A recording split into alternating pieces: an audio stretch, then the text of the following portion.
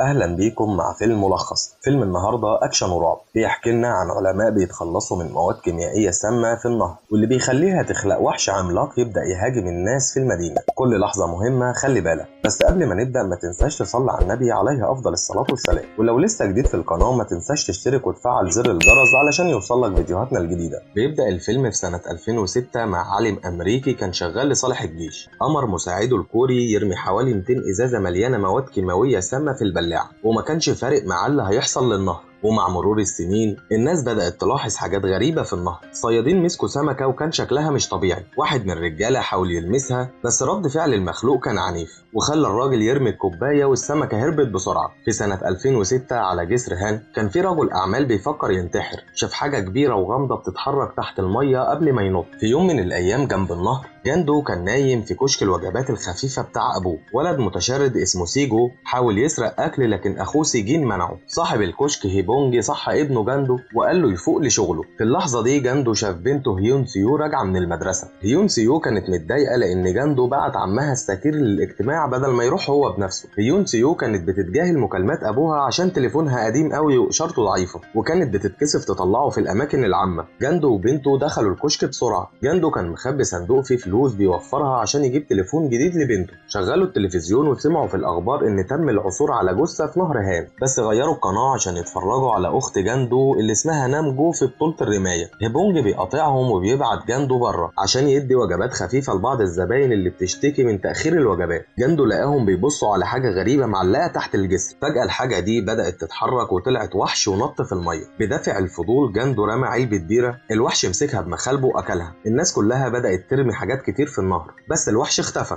الناس كانت هتمشي لكن الوحش ظهر فجأة على السطح وبدأ يطاردهم، بيرميهم في كل حتة ويقتلهم بمخالبه المرعبة. الناس جريت عشان تهرب لكن الوحش ما وقفش وداس عليهم وسحبهم على الأرض. ناس جريت عشان تستخبى في حاوية فالوحش دخل وراهم. السائح دونالدو وجاندو جريوا وفتحوا باب الحاوية عشان الناجين يهربوا. الوحش خرج وكمل هياجه على الناس. دونالدو رمى بلاطة بس ما عملتش حاجة للمخلوق. دونالدو وجاندو رفعوا لفتة تقيلة ورموها بس برضه مفيش فايدة، والوحش كان ماسك واحد في بقه. نط على دونالدو وبدأ يضربه. جاندو جري بعيد لقى لفت الطريق ورماها على ديل الوحش الحساس، وده جرحه ووقع دم الوحش على وش جاندو قبل ما يجري تاني. هيون سيو كانت لسه في المكان. جاندو مسك ايديها وجري وسط الناس. المكان كان فوضى وكل الناس بتقع بما فيهم جاندو. فقد ايد بنته ومد ايده تاني لكنه اكتشف انه ماسك ايد بنت تانية في الزحمة. لما بص وراه اتصدم لما شاف الوحش ماسك هيون سيو بياخدها بعيد وبينط في المية. جاندو نط في المية وشاف الوحش بيطلع جثة من بقه على الشاطئ التاني ويحل محلها هيون سيو قبل ما ينط ويختفي في المية. بعد شوية الشرطة والجيش حصروا المنطقة. جاندو وهيبونج اضطروا يخلوا الكشك وجاندو اخد صندوق الفلوس معاه. منطقة النهر اتقفلت واتعملت جنازة لكل الضحايا. نامجو وصلت بميداليتها البرونزية وكانت بتبكي على بنت اخوها. اللي انضم ليهم كمان الاخ الثالث نام ايل اللي هو الوحيد في العيلة اللي عنده تعليم جامعي لكنه عاطل بسبب مضيقة ناشط. العيلة كلها انهارت على الارض والصحفيين بدأوا يسجلوا ويصوروا. نام ايل قال انه سمع عن جاندو اللي مسك ايد البنت الغلط وشتم اخوه عشان الغلطة دي، وده خلى خناقة تبدأ والشرطة تضطر توقفها. في اللحظة دي جت مجموعة من الرجالة ببدلات الوقاية من المواد الخطرة ودخان غامض بدأ يملى الغرفة. واحد من العملاء قال ان في عربيات مستنية وبيسأل لو حد لمس الوحش. جاندو قال ان كان في دم على وشه. ده خلى فريق المواد الخطرة يحطوه في كيس خاص ويسحبوه بعيد. الاخبار غطت الحادثة اخيرا. دونالد كان رقيب في الجيش الامريكي وفقد دراعه وتم ارساله لمستشفى الجيش. اكتشف الاطباء العسكريين ان الاجزاء اللي لمست الوحش بتعاني من رد فعل غريب واتهموا فيروس غير معروف. الجيش الامريكي بعت عينة لمراكز السيطرة على الامراض والوقاية منها واكدوا ان الكائن من النهر هو المضيف للفيروس. دلوقتي القوات الخاصة المتدربة على الحرب البيولوجية هم بس اللي مسموح لهم يقربوا من النهر. وحدات التبخير شغالة بتنظف منطقة النهر بالدخان. كل الناس اللي كانوا موجودين وقت الحادثة والجنازة تم ارسالهم للمستشفى عشان الحجر الصحي والاختبارات. بالليل جاندو كان بيحك بعض البقع على ظهره وفجأة رن تليفونه. اتصدم جاندو لما سمع صوت هيون سيو بتطلب المساعدة وقالت انها في المجاري، لكن قبل ما تقول تفاصيل اكتر المكالمة قطعت. عند النهر 2 من وكلاء التبخير وقفوا عربيتهم لما شافوا حاجة. فجأة الوحش ظهر وضرب عميل ووقعه على العربية. بعد دقايق الوحش جاب الرجالة في مجال الصرف الصحي، وده لأنه بيحتفظ بكمية من الجثث عشان ياكلها في وقت تاني. بعد ما الوحش مشي، هيون سيو خرجت من مخبأها من فتحة في الحيطة وحاولت تصحي العميل لكنه كان ميت. دورت في جيوبه على تليفون لكنه ما كانش شغال. في المستشفى عائلة جاندو بتحاول تقول لواحد من الشرطة إن هيون سيو عايشة، لكنه ما صدقهمش وقال إن جاندو حلم بالمكالمة. جاندو حاول يثبت وجهة نظره باستخدام تليفونه، عاوز يوريهم إزاي شاف الوحش بيتقيأ جثة، وده معناه إن بنته ممكن تكون لسه عايشة. الشرطي لسه معتقد إنه كان بيهلوس ومشي بعد ما هيبونج حاول يرشيه. بعد لحظات العيلة اتسحبت بره المستشفى واختلطت بالمرضى في الممر. الممرضة اتعرفت على شعر جندو المصبوغ ونادت عليه، فالعيلة بدأت تجري وبتخبط في الناس. في المصعد غيروا هدومهم ورجعوا للبسهم، وأكد هيبونج وصولهم عن طريق التليفون. بيوصلوا لساحة انتظار العربيات وفجأة بيلاقوا سواق غامض مستنيهم في عربية صغيرة. نام جو مش سريعة كفاية وكانوا هيسيبوها وراهم، بس السواق بيرجع ياخدها وهو بيتفادى الناس اللي بيطاردوه. الشرطي كمان بيحاول ينط معاهم بس جاندو بيزقه بعيد. في الآخر بيوصلوا المستودع بره المدينة، وهناك بيبان إن هيبونج مأجر شوية مجرمين عشان يخرجوهم من المستشفى، وجايبين شوية حاجات ممكن تساعدهم يلاقوا هيون سيو. الفاتورة بتطلع أعلى بكتير من المتوقع، والمجرمين مش بيقبلوا مجوهرات هيبونج،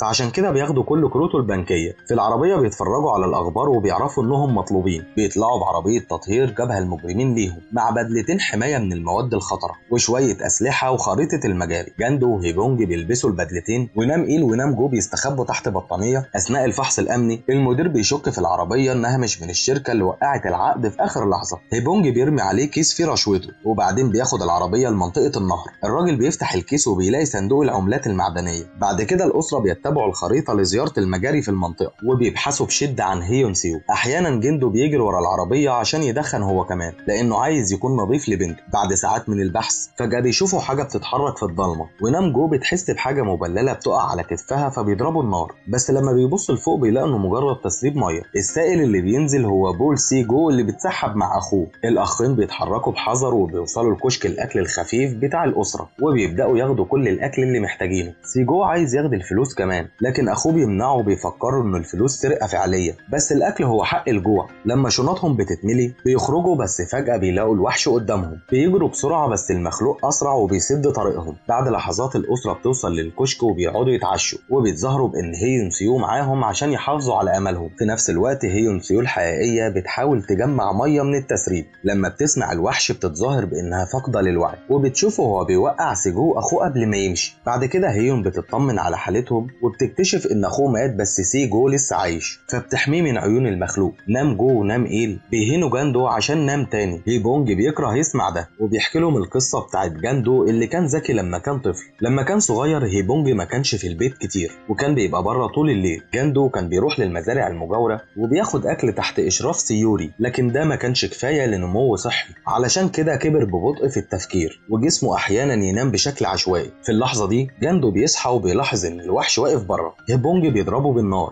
وده بيصير غضب الوحش اللي بيجري ناحيه الكشك وبدا يزقه لحد ما وقعه على جنبه. وهيبونج قريب ضرب النار تاني وده بيخلي الوحش يقع. بعد كده الاسره بتخرج وبتلاحظ ان الوحش لسه عايش، فنام ايل ضرب عليه النار هو كمان. الوحش بيهرب بسرعه وبيتسلق الجسر وبيتسبب في اصطدام مجموعه من العربيات. بعدين بيتسلق تحت الجسر والرجاله بيستمروا في ضرب النار لحد ما ذخيرتهم بتخلص. الوحش بينط في الميه والاسره بتلاحظ ان الجنود جايين فبيبداوا يجروا بعيد. جاندو بيقول ان عنده رصاصه متبقيه فبياخد هيبونج البندقيه ويطلب من اولاده يجروا للعربيه وهو هيتعامل مع الوحش. لما الوحش بيطلع هيبونج بيحاول يضربه بالنار بس بيكتشف ان جاندو اخطا في العد ومفيش اي رصاص متبقي. الوحش بيضربه بسرعه ويمسكه بمخالبه ويرميه على الارض وده بيؤدي لموت هيبونج فورا. الاخوات بيعيطوا على والدهم اللي مات لكن السلطات بتقطع حزنهم. نام ايل بيسحب نام جو بعيد وجاندو بيقرر يسلم نفسه بسبب الشعور بالذنب. وبعد فتره الاعلام بيعلن ان دونالدو مات بسبب الفيروس، ومراكز السيطره على الامراض والوقايه منها بتقرر استخدام العامل الاصفر وهو نظام كيميائي طورته الولايات المتحده لمكافحه الفيروسات والارهاب البيولوجي. كتير من المواطنين بيعتبروا ان نشر المواد الكيميائيه دي غير امن وهم على استعداد للاحتجاج ضدها. الاعلام كمان بيقول ان الفيروس له اعراض تشبه نزلات البرد، فالناس في الشوارع بتبعد عن اي شخص بيعطس او عنده سعال. في الوقت ده نام ايل بيقابل جيفارا صديق من ايام نشاطه. جيفارا بيتسحب لمكتبه بعد ساعات العمل لانه شغال في شركه هواتف ويقدر يتتبع مكالمه هيون سيو. بيلاقوها بسرعه على الكمبيوتر لكن للوصول لنظام تحديد الموقع العالمي GPS